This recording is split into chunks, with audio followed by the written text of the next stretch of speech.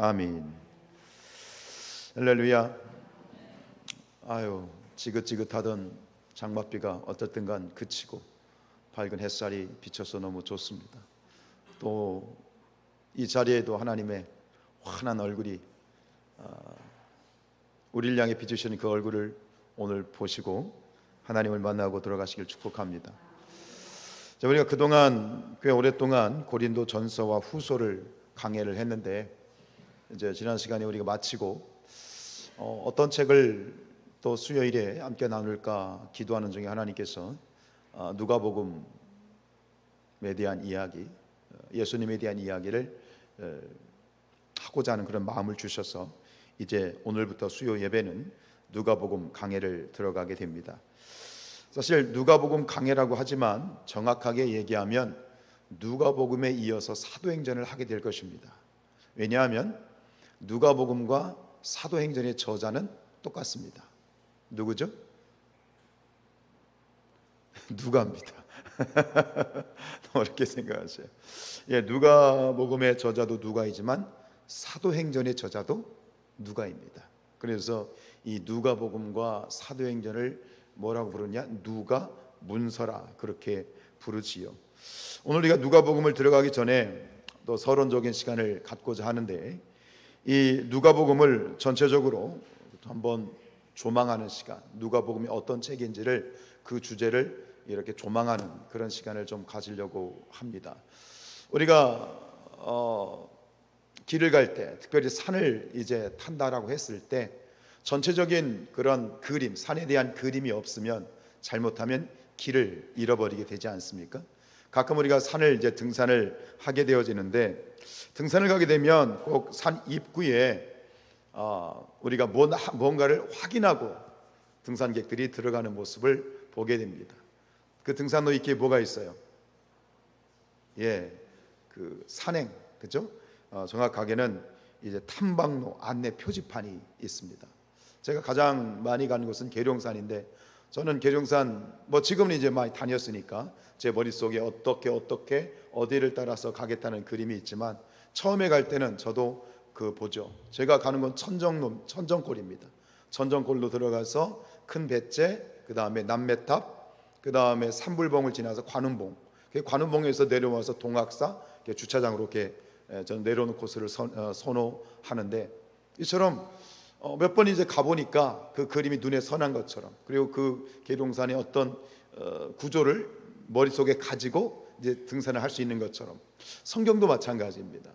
성경도 볼 때 무턱대고 성경을 읽는 것이 아니라 성경에 대한 큰 조망 또 큰 개념을 가지고 읽으면 이 성경 속에서 발견되어지는 그 진리와 은혜가 또 새롭게 다가오게 되는 것이죠.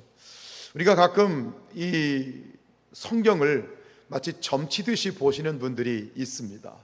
무슨 얘기냐면 성경을 갖다가 이렇게 읽다가 오늘 나에게 주시는 말씀이 뭘까? 그리고 쫙 펴서 읽는 분들이 있어요. 여기 좀 찔리는 분들이 있죠, 그죠? 물론 그것이 절대적으로 틀렸다라고 말할 수는 없는 건 뭐냐면 우리 그 기독교의 그 큰 스승인 성 어거스틴 아시죠? 성 어거스틴도 그런 경험이 있습니다. 한참 젊은 시절에 방황을 하게 될 때 갑자기 하나님의 음성이 들리는 어느 소녀의 노랫소리로 표현되어지는데 책을 펴서 읽어라, 책을 펴서 읽어라 라는 소리가 계속 들리는 거예요.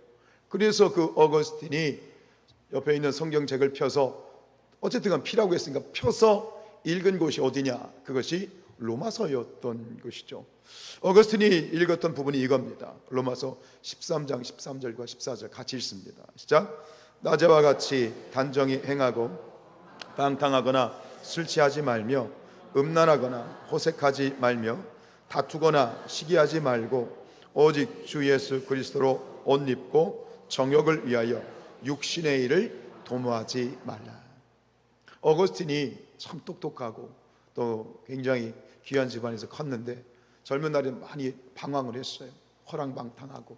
근데 그런 상황 가운데에서 강력한 성령의 음성에 의해서 성경을 펴서 읽은 곳이 바로 로마서 13장 13절과 14절이었고, 그리고 그곳에서 이 어거스틴의 회심의 역사가 일어났던 것이죠. 근데 그런 특별한 경우는 있는데요. 근데 대부분의 경우 저는 그냥 뭐 생각 없이 그냥 탁 읽어서 이게 펴서 눈에 보이는 것을 읽는다. 저는 솔직히 이 방법은 그렇게 바람직하지 않다고 생각합니다. 여러분, 하나님의 말씀은 영혼의 양식입니다. 생명의 양식입니다. 물론 모든 말씀이 다 좋은 말씀이겠지만 잘못하면 말씀을 내 자의적으로 해석할 수 있고 내가 말씀을 이용하려고 할 수 있는 그런 일이 벌어질 수 있습니다. 우리가 한 끼 식사를 해도 아무거나 먹지 않지요? 그죠? 요리를 하는 그 주부들도 아무렇게나 요리하지 않습니다. 영양가를 따지고 몸에 좋은지 안 좋은지 그리고 입맛에 맞는지 많은 것을 따져서 우리가 음식 한 끼를 골라도 그렇게 고르는 것이 우리의 모습인데, 마찬가지로 하물며 이 영의 양식인 하나님의 말씀을 대하는 우리의 태도가 조금 더 진중하고 좀 더 진지하고 체계적이어야 되는 것이 전 맞다고 생각합니다. 그래서 제가 추구하는 설교는 강해 설교입니다. 강해 설교. 말씀을 그냥 말씀 구절을 따라서 그 속에서 주시는 그러한 은혜를 풀어가는 그런 강해 설교를 이제 선택을 하고 모든 설교는 강해 설교로 가고 있는데, 사실 어떤 분들이 이 강해 설교가 약간 힘들어 할 수도 있어요. 힘들 수도 있어요. 예를 들어서 그냥 구수하게 옛날 얘기하는 것처럼 만담하는 것처럼 그냥 이렇게 구수하게 이야기하는 것이 어찌 보면 더 듣기 좋고 부드러울 수 있는데, 근데 이 강해 설교는 좀 생각을 많이 하게 되죠. 그죠? 원어도 얘기를 하게 되고 낯선 이야기도 하게 되고, 그런데 결국은 하나님께서 설교자인 저에게 주신 방법은 강해 설교입니다. 그리고 다른 식으로 크게 설교를 두 가지로 나누거든요. 주제 설교와 강해 설교. 주제 설교는 예를 들어 믿음 하면 믿음에 대해서 쭉쭉 풀고, 뭐 전도하면 전도에서 풀어 시작을 주제로 시작하는 거예요. 근데 이 강해 설교는 시작이 뭐로부터 시작되는 거예요? 그냥 말씀으로 시작하는 거예요. 말씀의 시작서부터 시작이 되고 결론도 말씀으로 가는 건데, 저는 이 설교의 제 목회와 제 설교의 모토는 이렇습니다. 하나님의 말씀이 말씀하시게 하라. 즉 여러분들 입장에서 보면 이 말씀에서 하나님의 음성을 들으시길 바랍니다. 말씀이 말씀하시게 하는 것. 그래서 저를 위해 기도해 주실 때 이렇게 기도하셔야 돼요. 하나님, 우리 담임 목사님이 설교를 할 때, 말씀을 준비할 때 말씀을 잘 쪼개게 하옵소서. 말씀을 쪼갠다라고 하는 것은 그 말씀 속에 담겨 있는 그 깊은 진리를 잘 이렇게 뽑아낸다는 얘기거든요. 그걸 우리는 이렇게 얘기합니다. 말씀을 쪼갠다. 에스라와 같은 학자의 영을 주셔서 말씀을 잘 쪼개는 목사가 되게 하옵소서. 그것이 결국은 누구에게 돌아가는 거예요? 여러분들에게 돌아가는 것이고, 생명의 양식이고 영의 양식인 하나님의 말씀과 이 하나님의 축복의 은혜가 흘러가기를 주님의 이름으로 축복합니다. 가끔 가다가 다른 식으로 설교를 할 때가 있어요. 주제 설교로 이렇게 흘러갈 때가 있는데, 이게 다른 방법으로 설교를 하면 마치 다윗이 골리앗과 싸우러 나갈 때 사울의 갑옷을 입었죠. 맞았어요? 안 맞았어요? 벗어버리잖아요. 이게 안 맞거든요. 저도 그래요. 다른 식으로 설교를 하면 영 이게 안 붙어요. 그래서 안 되겠는 거예요. 그냥 어찌 보면 하나님께서는 강력하게 저에게 이렇게 강의 설교를 통해서 말씀을 나누기를 원하시는 것 같아요. 여러분, 말씀에서 말씀을 들으시길 축복합니다. 말씀 자체에서, 그죠? 그래서 마틴 루터가 그런 얘기를 했어요. 최고의 설교는 그냥 하나님의 말씀을 읽어주는 것이 최고의 설교다. 그 말씀을 읽어주면 여러분들 그 말씀을 이해할 수 있으면 좋겠지만 이해가 안 되는 부분들이 있으니 그것을 저는 최소한 여러분들에게 씹어드리는 것이고, 어미 제비가 새끼 제비에게 씹어가지고 먹이를 넣어주는 것처럼 저는 씹어주는 것뿐이고, 중요한 것은 말씀에서 여러분들이 하나님의 말씀을 그대로 진리로 받아들이고 소화시키고 여러분들 그것을 만드는 그런 성도님들 되시길 주님의 이름으로 축복합니다. 이왕이 나왔으니 오늘은 성경 전체를 한번 간단하게 마치 여름 성경학교 하는 것처럼 한번 교회 학교라고 생각하시고 여러분들이 이 잠깐 시간을 보낼게요. 여러분 성경은 모두 몇 권이죠? 이거 모르면 시체죠, 그죠? 66권입니다. 구약은 몇 권이고요? 39권이고 신약은 27권, 66권인데 그래서 이걸 외우기 쉽게 뭐라고 얘기하냐면 39, 27이면 되는 거예요. 39, 27. 그래서 66권이 되는데 구약이 뭐예요? 구약이 무슨 뜻입니까? 구약. 그래서 누가 그러잖아요. 우리에겐 만병통치약이 있다. 구약과 신약이 있다. 그렇게 얘기하는데 그 약이 아니고 여기서 구약, 신약 할 때 약은 뭐예요? 약속입니다. 하나님의 약속. 약속. 그래서 이 성경은 약속의 책이에요. 언약의 책이에요. 우리는 기도할 때 왜 이 성경을 붙들고 기도해야 되죠? 약속이니까요. 하나님의 약속은 변함이 없으셔요.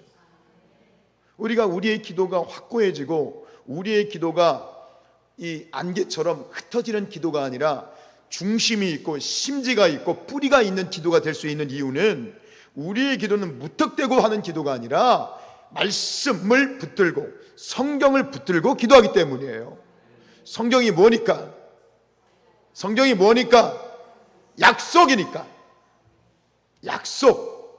이 변함없는 하나님의 약속을 붙들고 기도할 때 우리의 기도에 능력이 있고 응답이 있고, 그러니까 주님 말씀하신 거 뭐든 믿고 구하는 자는 받은 줄로 믿으라. 뭘 믿어? 약속을 믿고 기도하는 거야. 약속을 붙들고 기도하시길 바랍니다. 약속을 붙드시기 바랍니다. 이것이 바로 신약과 구약, 구약과 신약, 하나님의 언약의 책이지요. 자, 그러면 여기서 굉장히 중요한 질문을, 여러분들이 오늘 이거 하나만 분명히 붙들고 들어가셨으면, 붙들고 돌아가셨으면 하는 질문을 드리겠습니다. 구약과 신약 39권과 27권, 장세기부터 시작해서 말라기로 끝나는 구약 39권과 마태복음으로 시작해서 요한계시로 끝나는 27권, 성경 66권이 이야기하고 있는, 성경 66권을 관통하는 주제, 성경 66권이 말하고자 하는 것, 성경 66권이 모든 성경 66권이 우리에게 가르쳐 주고자 하는 것, 우리에게 주고 싶은 것, 그것은 무엇일까요? 네? 역시 우리 성산교회 답이 나오잖아. 성경 66권이 우리에게 주고 싶은 것, 우리에게 보여주고자 하는 것, 그것은 하나입니다. 예수 그리스도. 예수 그리스도. 여러분, 이 예수 그리스도,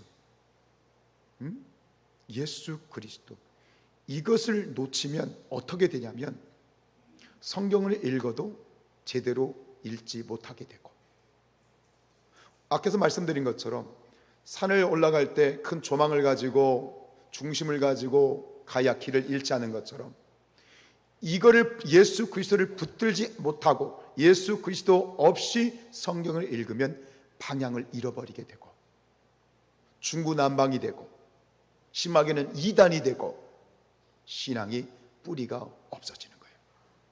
기억하시기 바랍니다.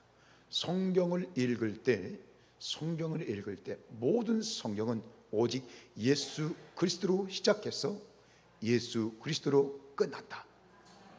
오늘 이거 하나 분명히 붙들고 돌아가시면 좋겠습니다. 오늘 이것이 더 중요한 것은, 오늘 우리가 이제 누가복음이라고 하는 책을 읽게 됩니다.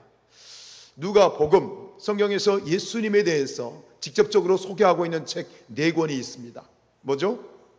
마태복음, 마가복음, 누가복음, 요한복음. 그래서 이걸 뭐라고 그래? 사복음서라고 이야기합니다. 이 복음서가 이야기하는 건 뭡니까? 이것은 예수님은 누구신가를 소개하는 책입니다. 그래서 이 독특한 문학 장르인데요, 여러분, 문학 장르 하면 어떤 게 생각나세요? 문학 장르, 시, 수필, 소설, 극본이 있죠. 그런데 그럼 복음서는 어떤 문학 장르일까요? 시일까요? 소설일까요? 수필일까요? 대본일까요? 오늘 성산 교인들만 아시는 아주 중요한 신학적인 명제를 드립니다. 복음서의 문학 장르는 시도 아니고 수필도 아니고 복음서입니다. 이건 굉장히 중요한 겁니다. 복음서라는 것이 하나의 문학 장르입니다. 세상에서 유일하게 예수님을 소개하는 문학 장르, 복음서. 이것이 바로 우리가 가지고 있는 네 권의 책만이 유일한 복음서인 것이죠. 이 누가복음을 포함해서 모든 복음서가 이야기하는, 사복음서가 이야기하는 직접적인 주제는 예수 그리스도입니다. 예수님이 누구신가에 대해 소개를 하고 있는 것이죠. 그런데 사복음서만 예수님이 누구신가에 대해서 소개하는 것이 맞다 틀리다? 아니다라는 거예요. 오늘 이야기하려는 건 결론은 단순합니다. 모든 성경 66권의 주제는 오직 하나다. 모든 성경이 이야기하는 결론은 하나다.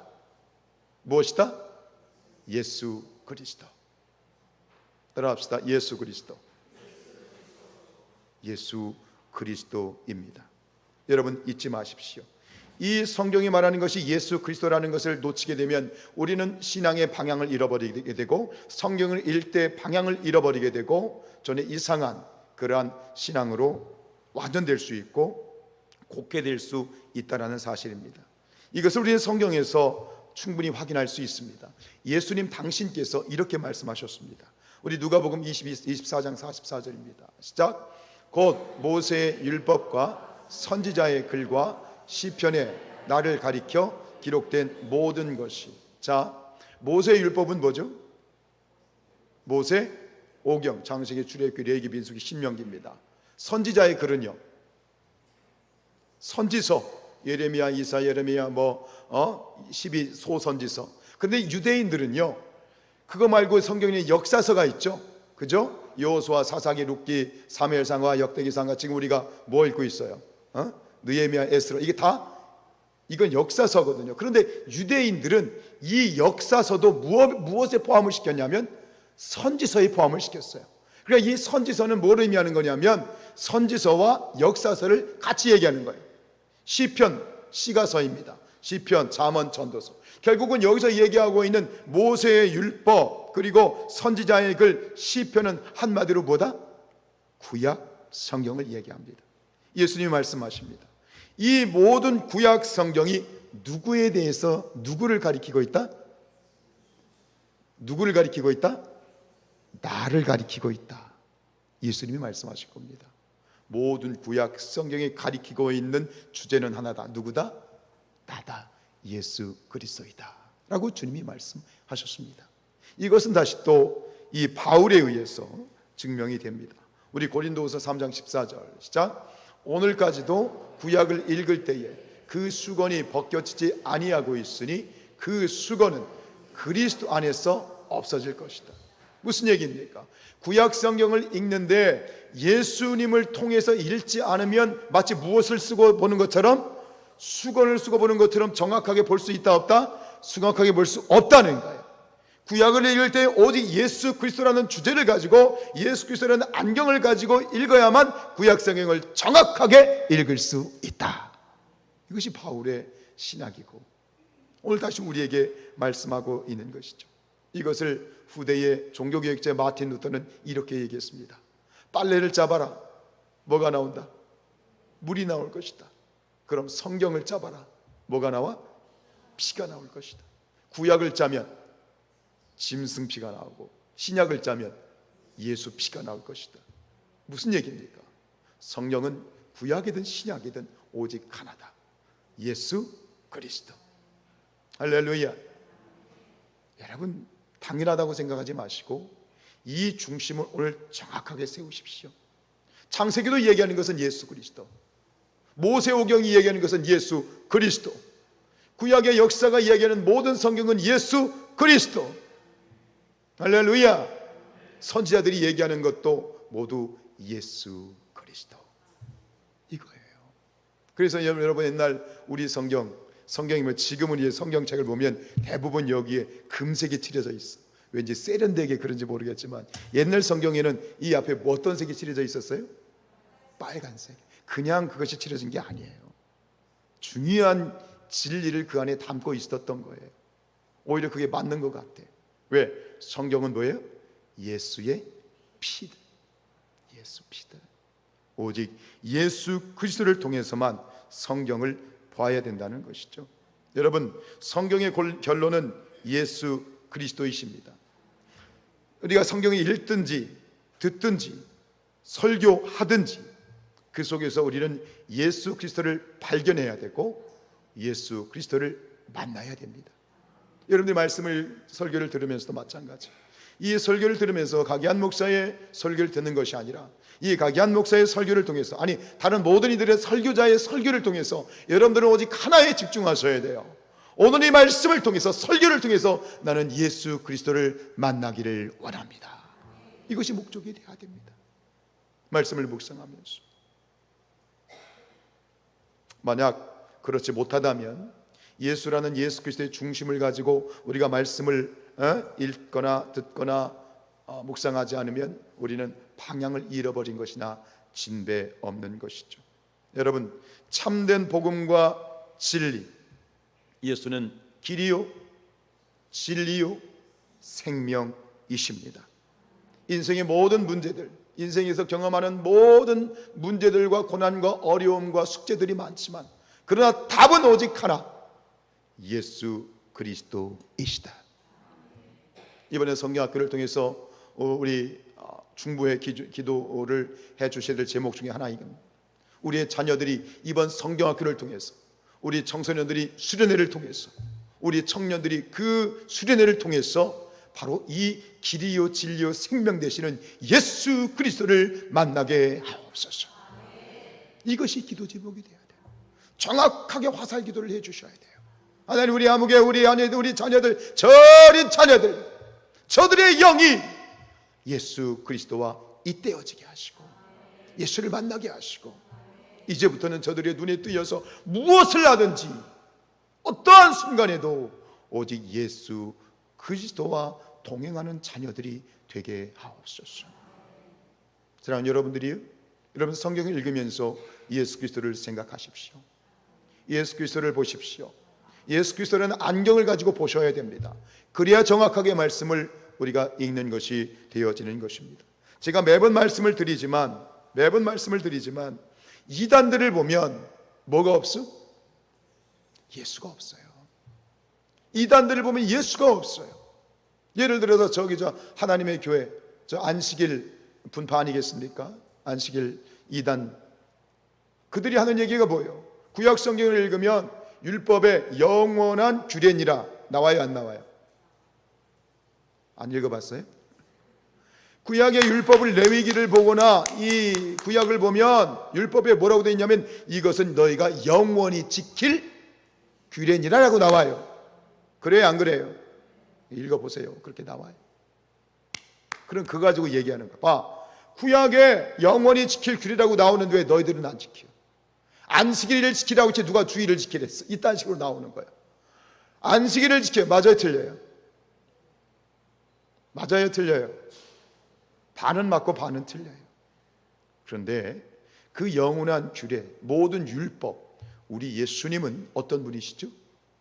모든 율법을 완성하신 분이에요. 그러니까 예수님 중심의 신앙에는 구약에 있는 모든 율법이 완성되어 있어요. 주님이 뭐라고 말씀하셨습니까? 내가 이제 새 언약을 주리라, 새 계명을 주리라. 그래서 뉴 테스타먼트, 그래서 신약이 되는 겁니다. 그들에겐 누가 없어? 예수가 없는 거예요. 뭐 그렇게 보니까 막 정말 그렇거든. 영원히 지킬 줄이니라. 맞는 것 같아. 왜? 성경을 전체적으로 보는 눈이 없으니 그 부분만 보니까 그게 맞는 거예요. 그 부분만, 이단들이 주로 들이미는 게 뭐예요? 부분이거든요. 근데 우리가 성경을 전체적으로 볼 수 있는 눈, 이 조망권을 가지고 있으면, 그리고 그 조망권의 핵심에는 누가 계시고 예수 그리스도가 계시고 예수 그리스도를 통해서 보면 우리가 그 율법을 무시하는 존재들이 아니라 우리는 예수 그리스도 안에서 모든 율법을 완성된 거예요. 그 율법을 완성하신 예수님이 내 안에 계시고 예수님과 동행하니 그 믿음이 퍼펙트한 거예요. 이해가 되시죠? 왜 전체적으로 말씀을 봐야 되고 꿰뚫어야 되고 이해를 해야 되는지, 부분적인 말씀 가지고 막 풀어, 또 거기 그런가 보다 고 빠져. 멍충이도 그런 멍충이가 없지. 우리 성산교회 성도들은 절대 안 그래. 저 멕시코에 있는 성산교회가 그렇대. 여러분, 말씀은 총체적으로 보셔야 되고 수시로 전체적인 말씀을, 성경을 보고, 다른 거 없어요. 제가 볼 땐 제가 깨달은 건 그래요. 다른 거 없어요. 예수 그리스도면 충분해요. 예수 그리스도를 보면 모든 게 분별이 돼요. 우리 성산교회 성도들의 이 말씀에 영의 눈이 열려지기를 주님의 이름으로 축복합니다.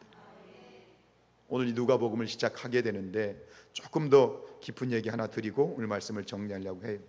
자, 우리 누가복음 1장 1절 2절 읽어보겠습니다. 시작.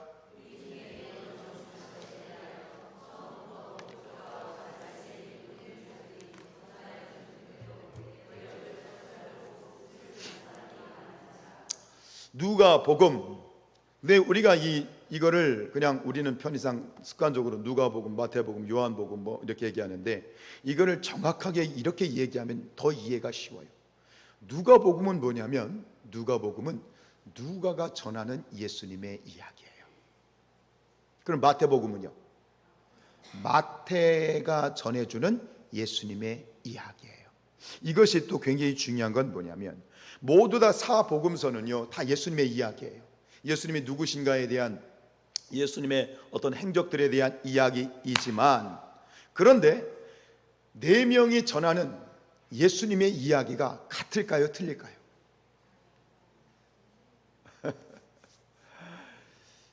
예수님의 이야기를 전하는 사람도 네 명이고요, 그리고 각자가 예수님의 이야기를 하는데 그들이 하는 예수님의 이야기를 듣는 사람들이 같아요? 틀려요? 틀려요. 이해가 됐어요? 자, 시대마다 틀려요. 이 성경은 각자, 이 복음서는 같은 동시대에 쓰여진 것이 아니라 시간차가 있어요. 지금 무슨 얘기냐면, 이 예수님의 이야기를 하는 이야기 저자가 4명이고, 그리고 그 이야기를, 예수님의 이야기를 듣는 독자들, 원독자라고 하는데, 그 독자들도 다 틀리다라고 하는 거예요.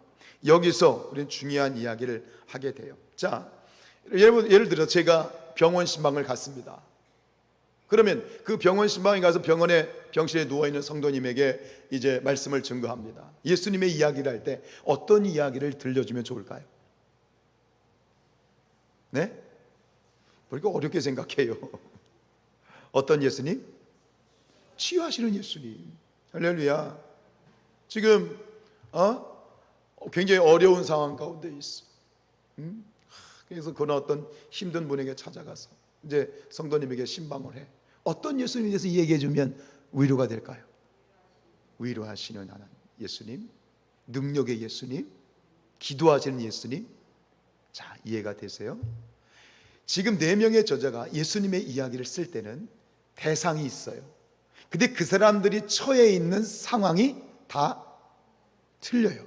그러면 그 사람들에게 들려주고 싶은, 내가 예수님에 대한 이야기를 쓰는데 그 사람들에게 들려주고 싶은 이야기는, 물론 예수님의 전체적인 스토리는 거의 비슷하겠지만, 그러나 거기서 강조하고 싶은 이야기는 같아요? 틀려요?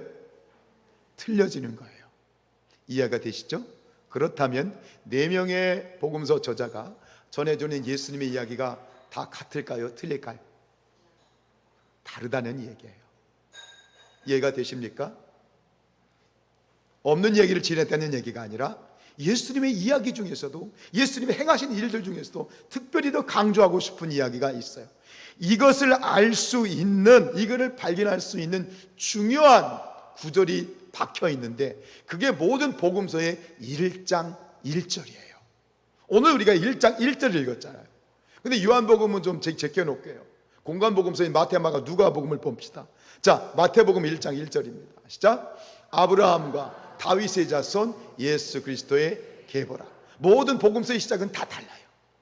근데 시작이 반이에요. 그럼 여기서 중요한 건 아브라함과 다윗의 자손 예수 그리스도. 예수님은 예수님인데 어떤 예수님? 아브라함과 다윗의 자손 예수님. 그럼 이것은 생각해 보세요. 어렵게 생각하시면 안 돼요. 유대인에게 쓰여졌을까요? 이방인에게 쓰여졌을까요? 마태복음은 이게 유대인에게 쓰여진 책일까요? 아니면 이방인들에게 쓰여진 책일까요? 역시 최고다. 왜요? 그렇지요. 유대인들은요, 프라이드가 있어요. 유대인들은 선민의식이 있어요. 우리 누구의 자손이다? 아브라함의 자손이다. 그리고 우리의 왕은 누구다? 다윗이다. 아브라함과 다윗이 이방인들에게 의무가 있어 없어? 없어. 이해가 되시죠? 눈이 열리시는 것 같아요. 할렐루야. 그래요. 이 마태복음은요, 이방인이 아닌 유대인들에게 쓰여진 복음서예요. 그리고 그 주제는 어떤 주제냐면 왕으로 오신 예수님을 나타내고 있어요. 마가복음 보시죠. 마가복음 시작. 하나님의 아들 예수 그리스도의 복음의 시작이라. 어떻게 복음서가 시작이 다 다를까요? 여러분 보세요. 여기서 가장 중요한 단어는 복음이에요. 복음은 뭡니까? 기쁜 소식이죠. 그래서 결론부터 말씀드리면 이 마가복음은 이방인들에게 쓰여진 책이에요. 근데 그 사람들이 지금 어떠한 상황이 있을까요? 그들에게 복음이 필요해. 기쁜 소식이 필요해. 왜? 그들이 처해 있는 상황이 지금 어떤 상황이야? 기쁨이 없는 거야. 기쁨이 필요한 거야.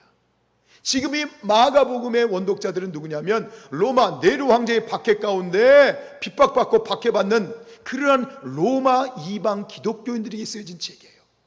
그들에게 지금 핍박과 막 죽어가고 있는데 그들에게 지금 예수님은 어떤 분이셔? 우리의 기쁨이 되시고, 그리고 이 마가복음의 주제는 뭐냐면 고난받으시는 예수 그리스도, 고난의 종으로 오신 예수 그리스도를 얘기합니다. 그래서 뭐죠? 왜요? 왜 그들에게 고난받으시는 예수 그리스도를 얘기하고 싶을까요? 지금 그 사람들도 뭘 받고 있어? 누구 때문에? 예수님 때문에 고난 가운데 있잖아. 그래, 예수님도 너희와 같이 고난 받으셨어. 그러나 승리하셨어. 너희가 예수 그리스도를 믿고 예수를 붙들면 예수가 기쁨의 소식이 되어서 너희를 승리케 하실 것이다. 이것이 마가복음의 주제예요. 오늘은 조금 깊이 들어가니까 눈빛이 달라지네.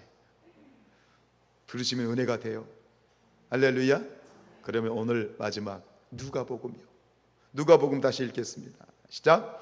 우리 중에 이루어진 사실에 대하여 처음부터 목격자와 말씀에 일꾼된 자들이 전하여 준 그대로 내력을 저술하려고 붓을 든 사람이 많은지라. 여기서 여러분 1절에 우에게 노란색으로 지금 이게 1절에 여기서 지금 가장 눈에 띄는 단어가 뭡니까? 네? 사실. 지금 이 누가는 이 사실에 대해서 자세하게 풀어주고 있어. 왜요? 그러면 이 누가복음을 써서 들려준 사람이 지금 어떤 걸 요구하고 있고 그게 필요한 게 뭘까요? 예수님에 대한 사실이죠. 지금 이 누가복음의 그 원독자는 누구냐면 예수님에 관해서 굉장히 지금 어떤 거예요? 알고 싶은 거예요. 궁금한 거예요.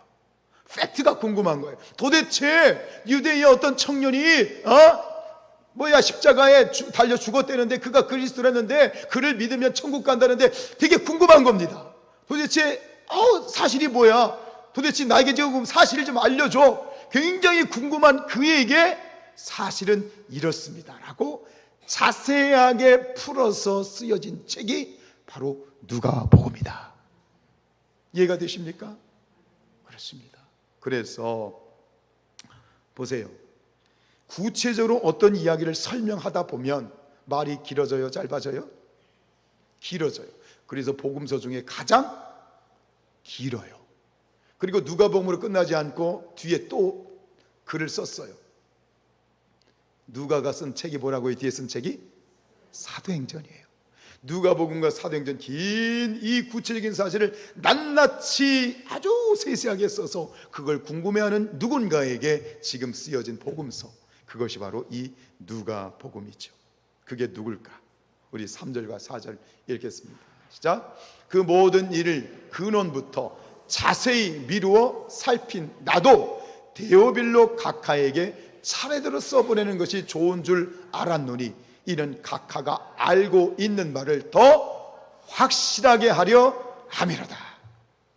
예수 그리스도에 어느 정도 알고 있는데 지금 데오빌로 각하에게 당신이 예수님에 대해서 알고 싶다 하시니 제가 이 사실을 아주 꼼꼼하게 낱낱이 세심하게 써서 예수님의 이야기를 보내드립니다. 그게 누가복음이다 라고 하는 것입니다. 그래서 이 누가가 전하는 예수님은 어떤 예수님이냐? 이 데오빌로는 누구냐면 누군지는 모르지만 뭐라고 부르고 있어요? 각하라고 부르고 있어요. 이건 로마의 굉장히 고위직 공무원이었을 거예요. 총독의 버금가는 그런 아주 높은 사람이었을 거예요. 그가 알고 싶다고 하니까 이 누가가 자세히 써주는 거예요. 그래서 이 데오빌로는 누굽니까? 그리고 데오빌로와 그 함께하고 있는 믿는 무리들은 유대인입니까? 이방인들입니까? 이방인들입니다. 그래서 누가복음의 주제는 이것입니다. 잃어버린 자, 곧 이방인을 찾아 구원하시는 예수 그리스도. 따라합시다. 잃어버린 자를 찾아오신 예수님. 이것이 누가복음의 주제이고요. 그리고 그 중요한 성경 구절은 누가복음 19장 10절입니다. 시작. 인자가 온 것은 잃어버린 자를 찾아 구원하려 함이로라. 예수님은 유대인만을 위해서 오신 분이 아닙니다. 이방인들도 예수님을 믿기만 하면 구원받습니다. 그래서 그 이방인들을 찾아서 땅끝까지 복음을 전하는 이야기가 쓰여진 책이 무엇입니까? 사도행전입니다. 할렐루야. 이것이 오늘 누가복음을 크게 조망한 이야기인데요. 오늘 말씀을 마치면서 저는 이렇게 생각합니다. 오늘 이 예수님이 누구신지 굉장히 궁금해하고 있는 이 로마의 고위 공직자인 이 데오빌로 각하에게 이 누가가 예수님에 대해서 최선을 다해서 예수님을 소개하고 복음을 전하고 있습니다. 여러분, 우리가 복음을 증거하고 우리 주변 사람들에게 예수님에 대해서 이야기하면 어떻습니까? 사람들의 반응이 어떻죠? 흔쾌히 받아주나요? 아니면 거부하나요? 어떤 사람들은 발작을 일으킵니다. 예수의 옛죄도 꺼내지 말라고 합니다. 평소에는 정말 절친이에요. 잘 지내요. 둘도 없는 친구예요. 그러나 내가 너의 친구이긴 맞지만 나한테 예수 얘기는 하지 마라 라고 하는 친구들도 있더라고요. 여러분, 이 세상에는 우리가 복음을 증거하게 될 때 다양한 이유로 예수를 거부하고 성경을 거부하고 하나님을 거부하는 사람들이 굉장히 많습니다. 우리는 그런 사람들 대할 때에 주눅이 듭니다. 내가 복음을 증거해봐야지 안 될 것 같고 막 씨알이 안 맥힐 것 같고 뭔가 안 될 것 같습니다. 그러나 여기서 벗어나야 됩니다. 그럼에도 불구하고 오늘 이 데오빌로처럼 이 시대와 주변에는 몰라서 그렇지 예수님에 대해서, 하나님에 대해서, 교회에 대해서 여전히 궁금해하는 사람들이 있습니다. 하기 싫으니까 또 아멘 안 한다. 또. 아멘이에요, 아니에요? 사단의 그런 어떤 선입견에 우리가 주눅들 것이 아니라 분명히 기억하십시오. 오늘 이 시대에 우리는 누가가 데오빌로에게 복음을 전했던 것처럼 오늘 이 시대에는 우리 주변에는 이런 데오빌로와 같은 사람이 있습니다. 궁금해하는 사람이 있습니다. 예수님이 누구신지 알고 싶어하는 사람이 있습니다. 나에게 얘기해 주지 않아서 그렇지 누군가 나한테 얘기해 주면 솔깃해서 듣고 싶어하는 사람이 있다 없다? 있어요 없어요? 있습니다. 말씀을 보겠습니다. 베드로전서 3장 15절입니다. 시작. 너희 속에 있는 소망에 관한 이유를 묻는 자에게는 대답할 것을 항상 준비하라. 오늘 누가가 그랬던 것처럼 마태가 그랬던 것처럼 마가가 그리고 또 누가가 요한이 그랬던 것처럼 예수님에 대한 이야기, 누가가 들려주는 예수님의 이야기가 아니라 오늘은 이제 우리 성산교회 여러분들을 통해서 여러분들이 누군가에게 들려주는, 여러분들이 전하는 예수님의 이야기가 필요한 줄로 믿습니다. 누군가 그것을 요청했을 때 기꺼이 그에게 자신 있게 아하, 예수님은 이런 분이십니다 라고 전해줄 수 있는 그런 준비된 성도들이 될 수 있기를 축복합니다. 할렐루야. 아멘 소리가 두 분이지 안 했어. 예수님에 대해서 궁금해하는 누군가에게 다시 묻습니다. 자신 있게 예수님을 증거할 수 있는, 전해줄 수 있는 우리 성산의 모든 가족들 될 수 있기를 주님의 이름으로 축복합니다. 주께 내 삶들